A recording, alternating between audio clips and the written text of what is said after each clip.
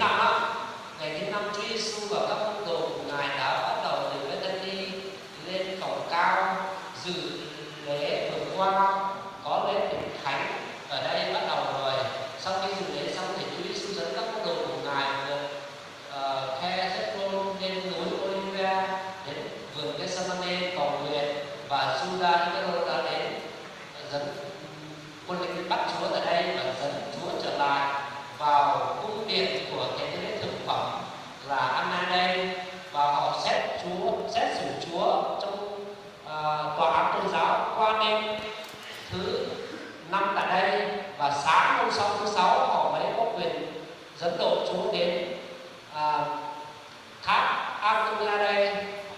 đây là đền thờ đây, tháp Antonia. Và khi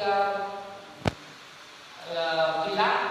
biết rằng Chúa Giêsu là người Galilee, Phi-lát đã đẩy Chúa đến cung điện Mắc-ca-bê đây. Hê-rô đang dừng lễ vừa qua và đang ở đây, và sau khi gặp Hê-rốt rồi đưa Chúa trở lại tháp Antonia, và Phi-lát đã kết án tử hình Chúa và đưa Chúa qua thành